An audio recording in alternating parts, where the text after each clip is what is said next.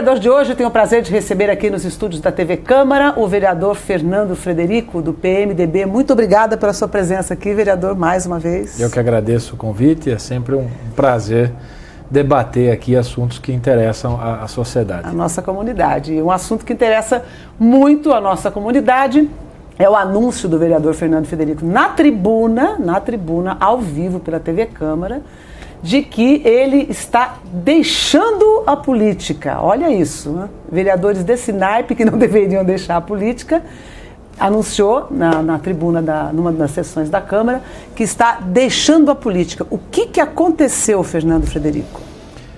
Na verdade, Tânia, isso é uma reflexão, não foi uma decisão de sopetão, de último momento ou impensada. É uma reflexão que eu venho fazendo já desde o final do mandato passado, mesmo antes da minha reeleição nas eleições de 2012. Há uma crise de legitimidade, uma crise de representatividade do poder legislativo, no Brasil de um modo geral, e em Jaú não é diferente, que vem aumentando cada vez mais. Né? Essa crise ela vem se agravando, né? Ela vem se perpetuando, inclusive, e eu não vejo hoje como alterar esse quadro. Né? A Constituição Federal ela é bem clara quando ela afirma que todo poder emana do povo, né? E em nome dele deve ser exercido. Então, isso eu não vejo hoje. Né?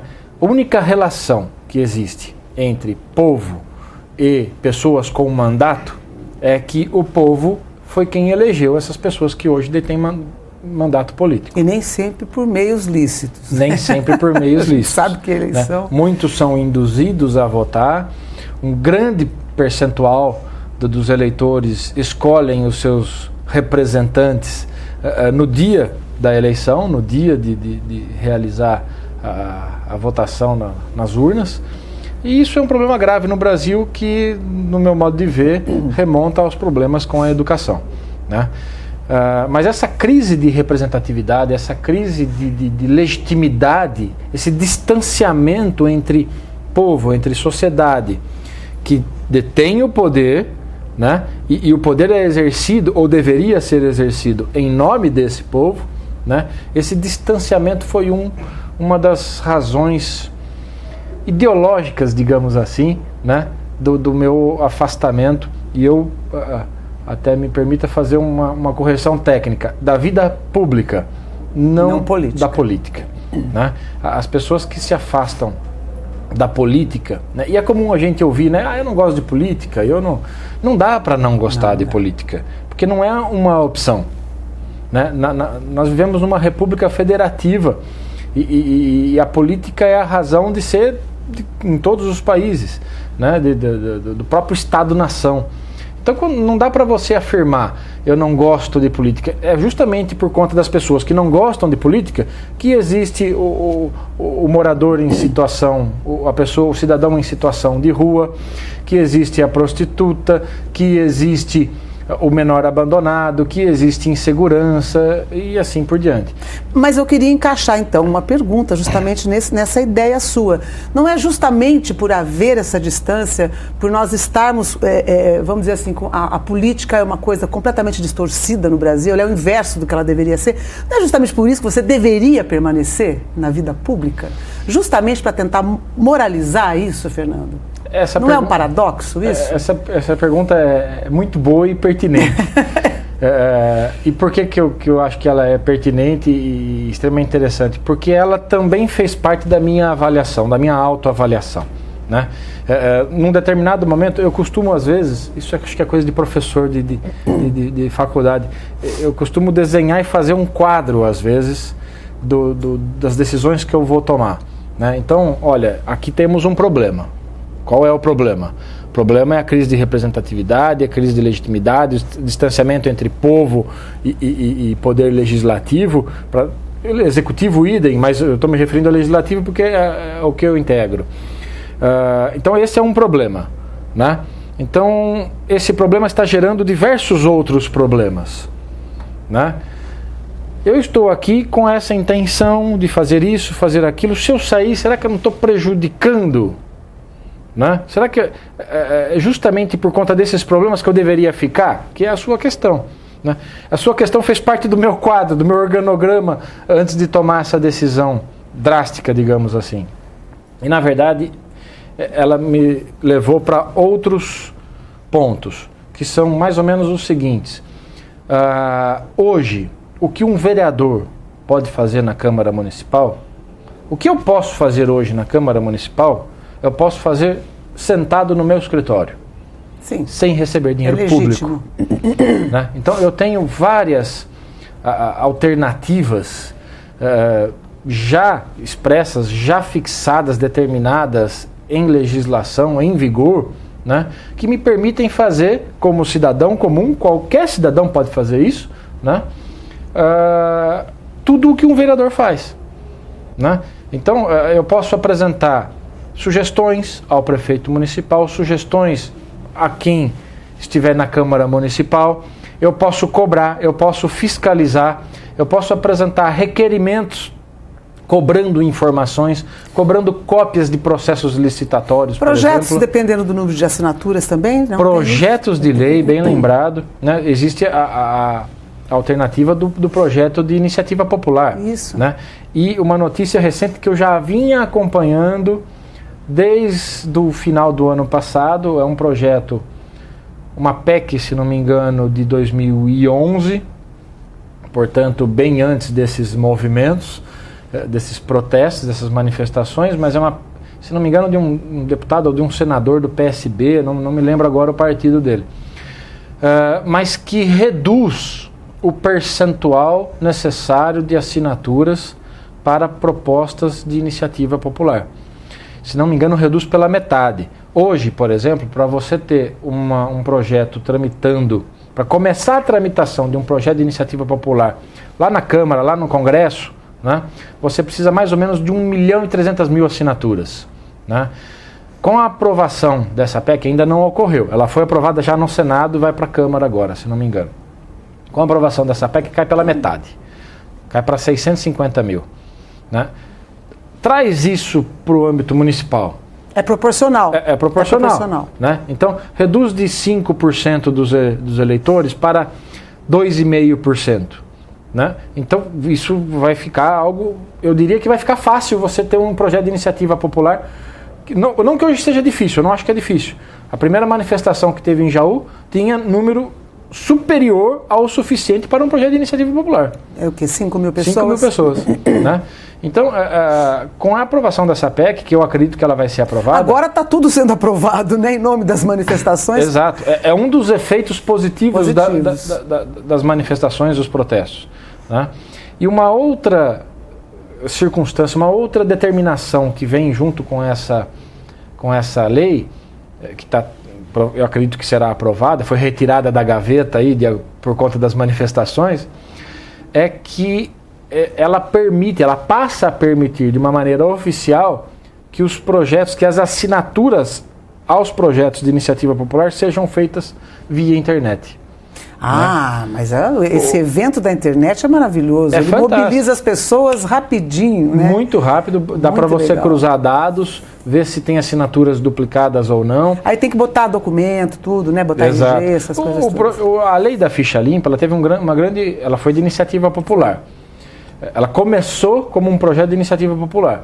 E a apresentação dela no Congresso gerou, no meu modo de ver, uma situação ridícula. Né? Porque eram carrinhos e mais carrinhos de supermercados, né? Com aquele monte de papel, com aquele monte de assinatura, e não dava para conferir.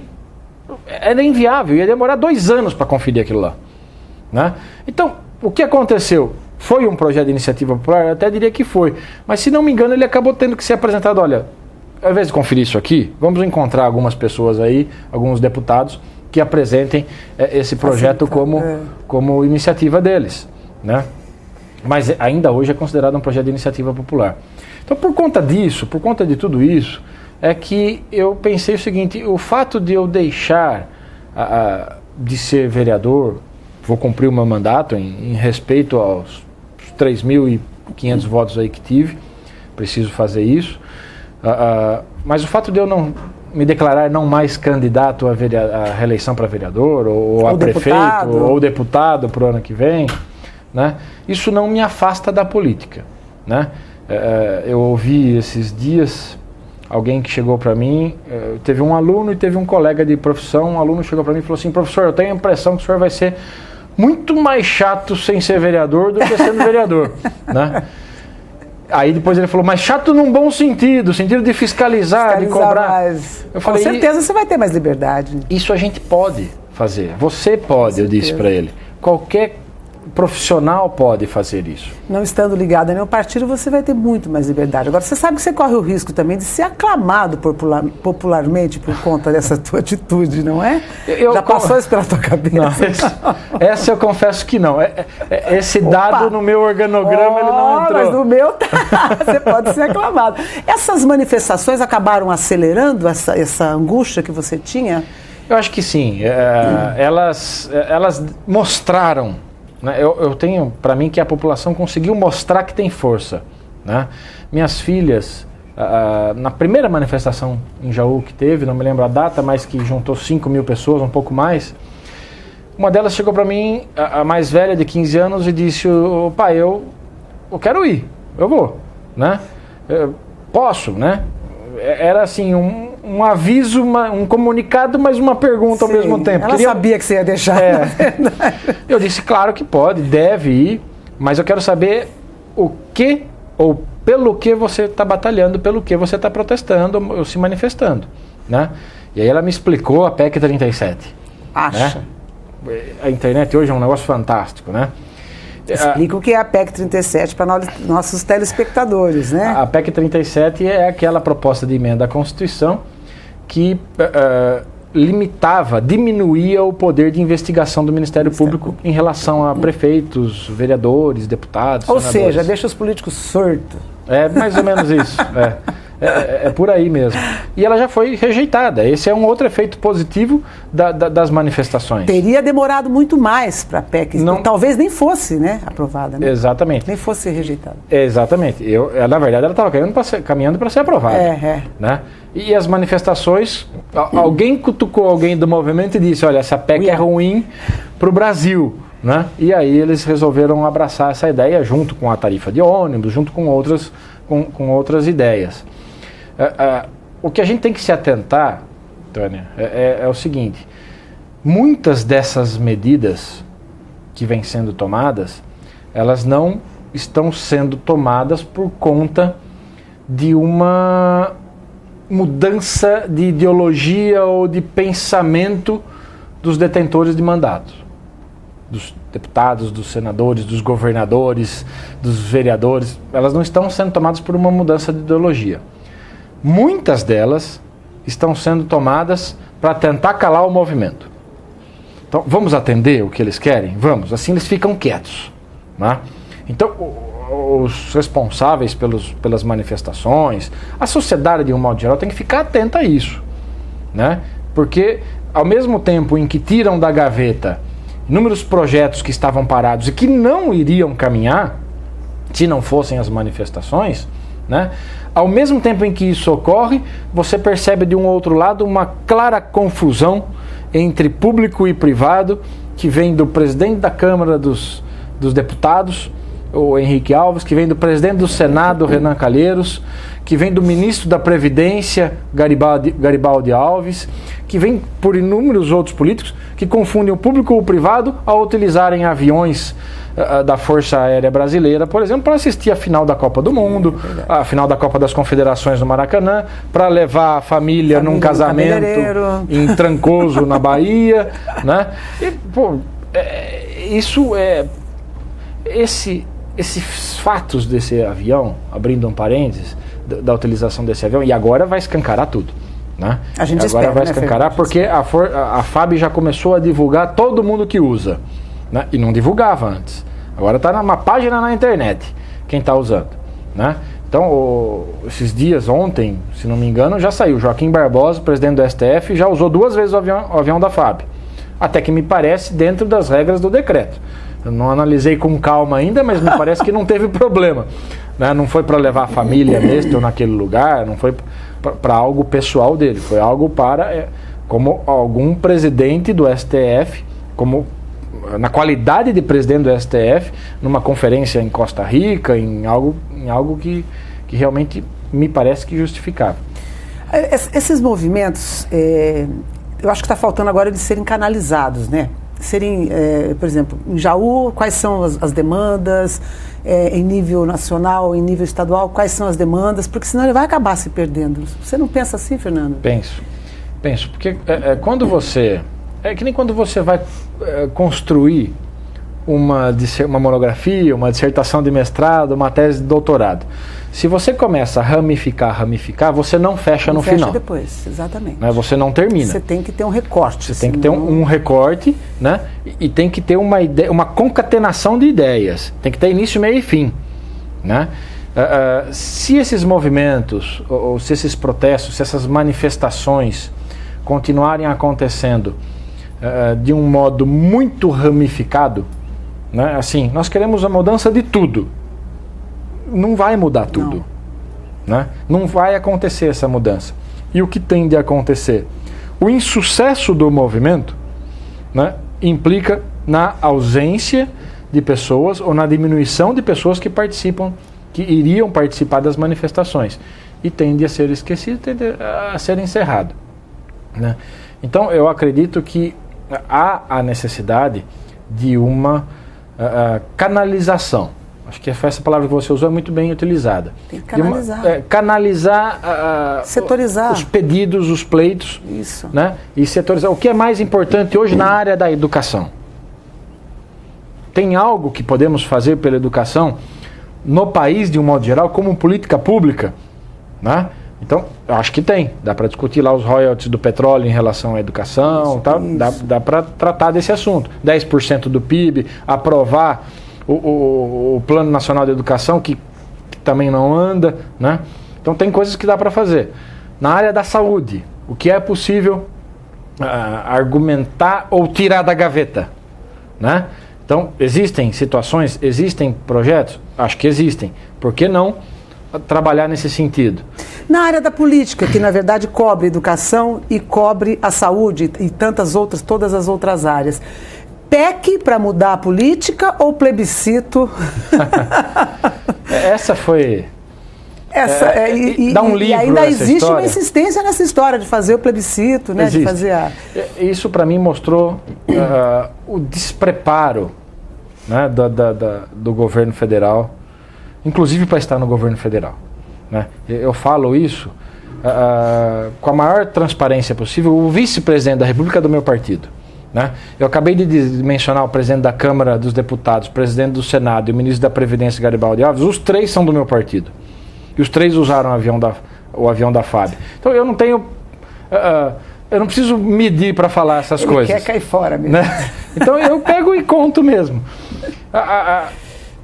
O governo federal, nessa história do plebiscito, outra... Assim, tentou tirar da cartola...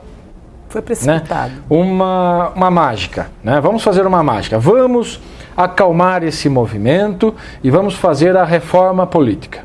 Né? Então, só que nós somos tão democráticos, entre aspas, que nós vamos ouvir a população antes. Vocês querem a reforma política? Né?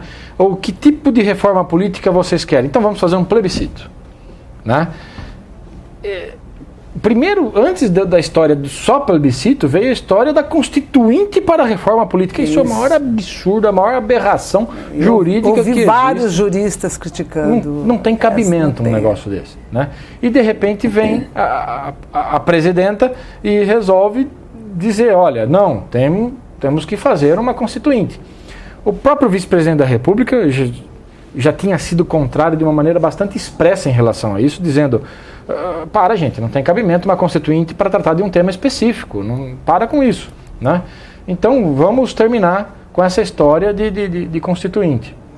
E aí virou plebiscito, e aí alguns discutem a proposta do referendo. Né? Referendo. Já falou-se em PEC, inclusive. Já falou-se numa PEC A verdade é que o governo federal não tem hoje capacidade para tocar uma reforma política no Congresso Nacional, até porque não interessa ao Congresso Nacional a reforma política, né? Essa e se meteu é uma bananosa, pressão, né? não tenha dúvida. Essa é uma pressão, é um dos assuntos que poderiam ser canalizados pelos movimentos. Olha, eu sinto muito ter que terminar essa entrevista, passaria esse restinho de ano aqui conversando com você, nosso tempo está terminando. Eu queria que você fizesse suas considerações finais e repensasse essa história de deixar a política, mas tudo bem, velho. Eu agradeço o espaço mais uma vez. Para mim, repito, é sempre um prazer comentar sobre assuntos que interessam a toda a sociedade e eu estou sempre à disposição. Eu deixo a vida pública, mas não deixo a política, né? Em consequência ou em decorrência dessa minha decisão, eu anunciei que estou estruturando desde já um instituto sem fins lucrativos e apartidário, não apolítico, mas apartidário, né? Sem vínculo nenhum com o poder público, com os seguintes objetivos: fiscalizar a administração pública e o poder legislativo municipal, cobrar políticas públicas, apresentar políticas públicas e, por fim, apresentar projetos de lei de iniciativa popular. Então, eu deixo a vida pública, mas não deixo a política. Como dizia o aluno dele, ele vai ficar super chato. É possível. Querido, muito obrigada Eu pela sua participação aqui. O Fala Vereador de hoje teve o prazer de receber Fernando Federico, ainda do PMDB.